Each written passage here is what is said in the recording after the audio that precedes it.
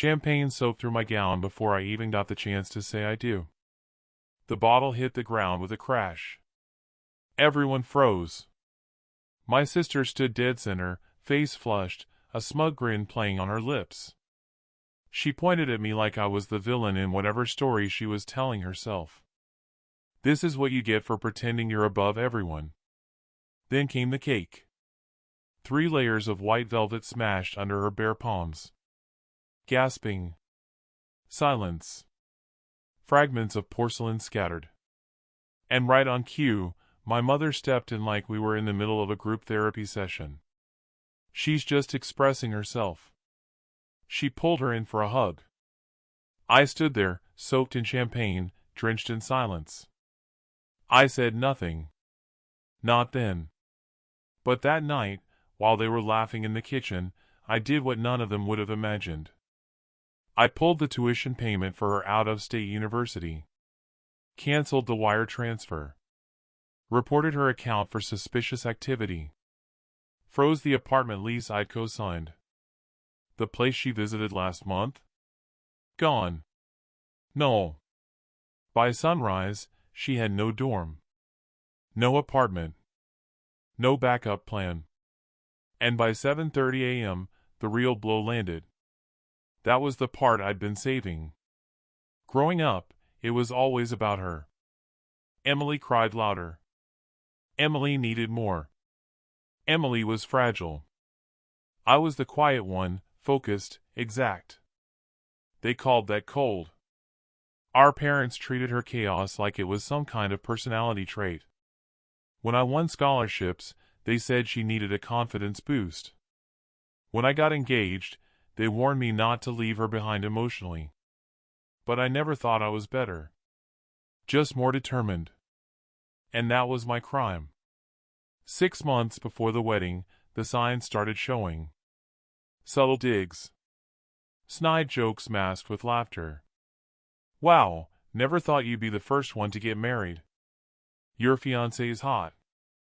I'd totally flirt if you weren't such a robot. I brushed it off.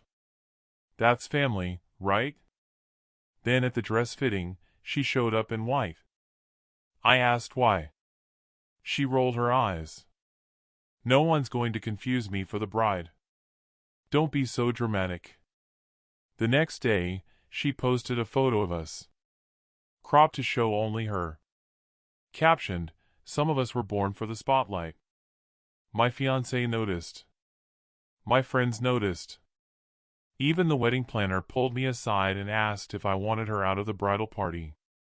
I said no. Because I needed her close. She mistook my silence for softness. But I wasn't weak, I was waiting. That night, after everything, she passed out drunk in our mother's guest room. No apologies.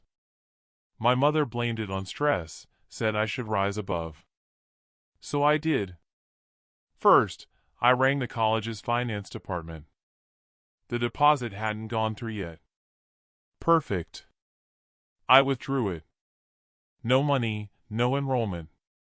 Next, the apartment. Her credit was shot, so I co-signed. I reported the lease as fraudulent. Sent a cease and desist through my attorney. Then the scholarship committee. Months ago, I'd written her a glowing recommendation. I revised it. Politely withdrew my endorsement due to concerning behavioral patterns. And then, my final move. 2 months prior, in a drunken haze, she bragged about using fake IDs to work at clubs. Thought it made her seem rebellious. She didn't know I'd recorded it, not out of spite, just instinct. I forwarded that clip, anonymously, to the school's disciplinary board. CC'd the dean. At 7:30 a.m., Emily woke up to find her name quietly trending in private circles. Missed calls from housing. An acceptance letter revoked. A text from her advisor saying her status was under review. She ran crying to my mom's room. I wasn't there. I was already checked into a downtown suite with my new husband. They called. 5 times. I didn't answer. Then came the email, Why are you doing this? I left it unread. The showdown came a week later.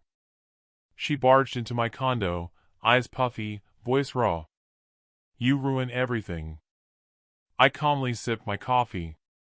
No, Emily. You did. She blinked.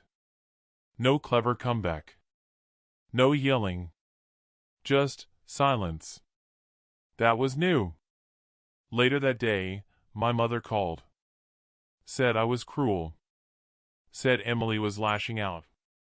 I reminded her this wasn't emotional. This was legal. Financial. Documented. Deserved. And for once, she didn't argue. The aftermath was quiet. But final. Emily moved back home. Took a gap year. Then another. She tried to post online about trauma and betrayal, but no one bought it. They remembered the cake. The screaming. The video someone uploaded and never deleted. Meanwhile, I moved on. My husband and I traveled. We built a life, quiet, consistent. No drama. No sabotage. Just peace. And I didn't miss her. Not even slightly. They called me cold. I call it boundaries. Let them believe you're weak. Let them misread your silence. Then strike when it matters. Silence isn't weakness. It's timing. And revenge, the kind that sticks, it's never noisy. It's irreversible.